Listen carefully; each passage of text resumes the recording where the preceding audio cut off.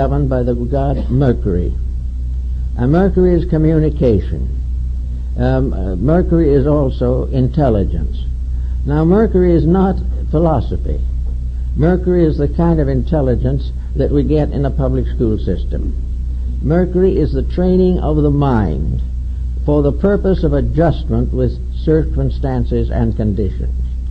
So we come now to the second rung of the ladder, and that is education. Education must become the source of certainties for us. Education must help us to have strength to make the changes that we need to make in order to accomplish the goals which we are presumed to accomplish. Therefore, education must lead us to idealism and not to materialism. Education must help us to understand the divine plan for things and not accept as inevitable human mistakes. We have to use education to find out what is worth knowing, how to find out what does the most to help us to be constructive, useful people. The mind gives us certain faculties upon which we can build and by which we can grow. But we have to in all ways find the inspiration, the integrities to make these adjustments useful and permanent in our lives. After we decide how to be educated, then we have to find out how to use education.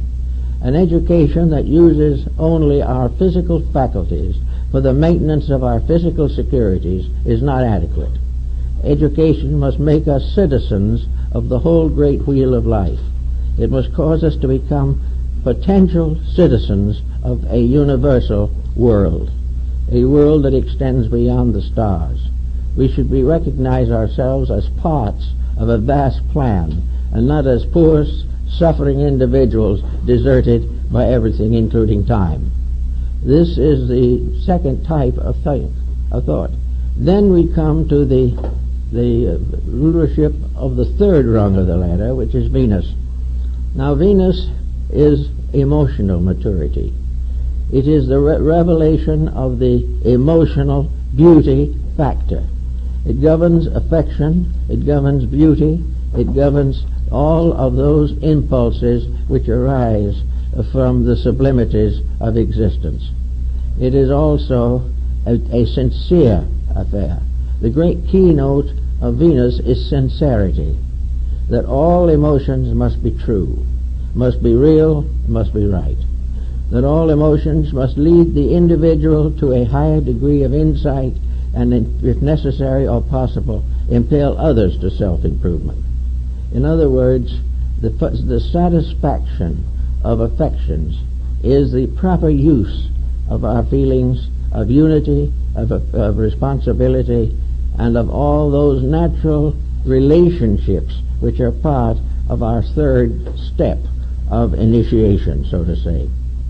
In other words, we have to cleanse the inside of the emotional cup. We have to purify our lives. We do not become ascetics. We do not become monastics.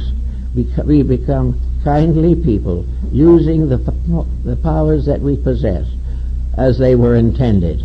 All misuse is tragedy. Things must be as they should be. And that takes the next rung of the ladder, and that next rung is the sun.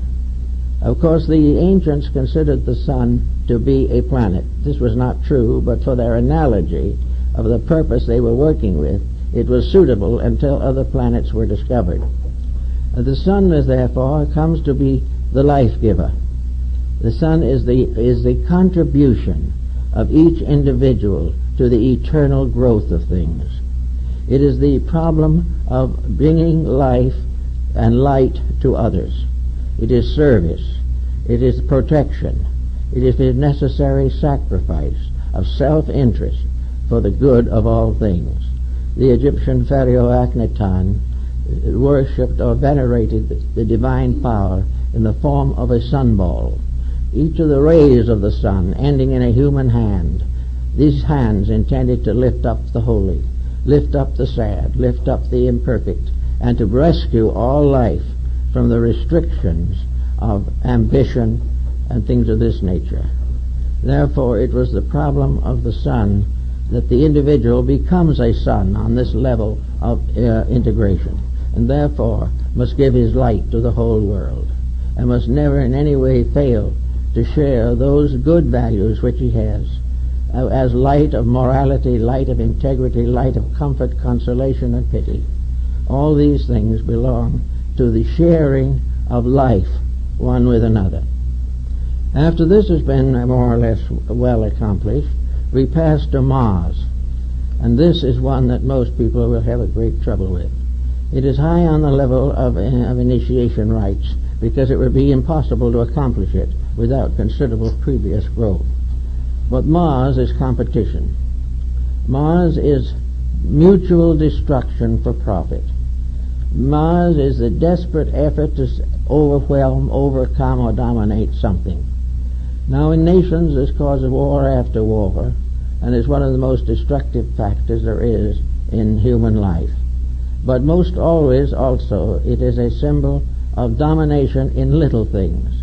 Domination in a home, domination in business, domination in the community, even domination in theology. All domination, all effort to bind by force others to slavery to us or our purposes, our ambitions, the sacrifice of the life of the child in order that the child may fulfill our ambitions. All of these things come under Mars. Mars is a more or less active, somewhat destructive force, but it is also the basis of courage. It is the basis of willingness to sacrifice self for the common good. It is sometimes the sign of the martyr, but it is always the sign constructively of the struggle for peace, the continuance of the determination to do what is right, even in the midst of great adversity. So Mars gives us the inspiration or the identity which makes it possible for us to fight the good fight, which is the fight against darkness, the fight against ignorance, the fight against death, but not the fight against man or the law. And the peace comes at the end of this kind of struggle, because understanding and insight becomes stronger than strife. And until our understanding is stronger than strife, there will be no peace in the world. That takes us to the next problem, and that is Jupiter. Now Jupiter, of course, was the father, or Zeus was the father of the gods. Zeus has come down to us in our thinking as the symbol of great intellectual maturity. Zeus is judgment.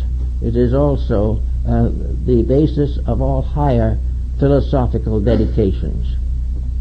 Zeus is the righteous ruler, but Zeus is also a symbol of that ruler which is the part of ourselves. Gradually we have gotten ourselves away from the domination of faculties, sensory perceptions, and the lower parts of consciousness. We come finally to Jupiter. Jupiter is the symbol of a strange kind of majority. Jupiter is the worldly wise. It knows all things that are necessary to know, except that it will never be able to solve the mystery of itself. Jupiter, therefore, is a wisdom in which worldly wisdom has been blended with divine wisdom. And if this blending is proper and complete, then Jupiter becomes the symbol of the philosophic elect.